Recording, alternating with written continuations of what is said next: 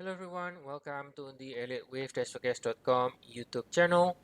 Today is April the 16th. This is Henry, and today we're going to be looking at the chart of Tesla. 30 minutes time frame here, guys. So we can see this rally starting from April 7th has been in an impulsive structure. Okay, after we finish this with two in the larger degree. This is a cycle degree right here. And yeah, just zooming out a little bit here to the daily, right? So I'm gonna copy this with one, sorry, with two here, and then you notice here that this is a y, right? This is y of 2.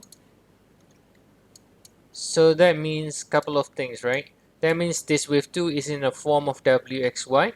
Now by looking at the daily time frame, you can sort of guess where the w and the x is. This is all-time high in Tesla, right? So the wx has to be right here, and then you can also guess where the 1 is going to be. The 1 is right here. Now you notice here, if you do the the extension analysis, this is a 3 swings down.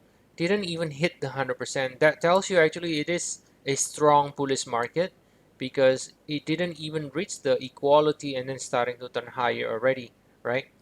And if you see the indices overall, they have already broken to new high, right? ES, Nasdaq, and so on. So that means basically the market has started the next leg up right now, and Tesla has not broken to new high obviously, but it has started to reverse, and then you can see in the shorter cycle the rally is definitely impulsive here, no question, with very extended with 3. So overall we continue to like the long side in 3711. Now in terms of the alternate, well, there is ways to sort of uh, reposition some of the lower degree labeling here, in the sense that the pullback can actually become a larger degree pullback. Think of it as the worst case scenario that can happen. Okay, the worst case that can happen is that this is ending 3 right here. Now I can find count so that with 3 ended here, but it's still, even if that is the case, it doesn't change the idea that we are looking for the upside anyway, right? We're still looking for the upside, and the only difference here being that the pullback can become a larger degree pullback, but it doesn't change the fact that it still remains bullish against 337. Okay, so for now, this is basically what we are showing or what we are looking.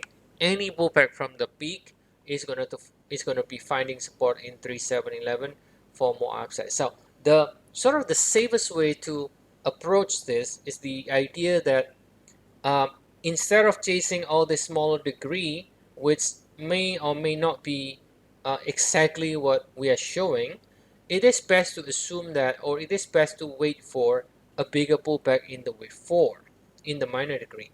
If it is doing the bigger pullback, if to qualify as a wave 4, the entire correction has to be at least 23.6. So the moment you see a pullback from the peak that reached this level or reached 38.2%, that qualifies as a wave 4, and that will become something that is a pretty good, decent intraday sort of long, right? If it does a bigger pullback here, instead of, like I said, chasing all this small, minute swing here that we are looking right now. So just wait a little bit until we see a bigger pullback, and that will eventually present an opportunity to try to catch the impulsive rally to the upside.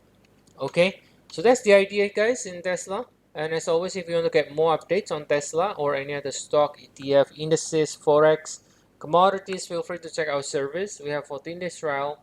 The link is in the description of the video. So see you all again next time, and have a nice day, everyone.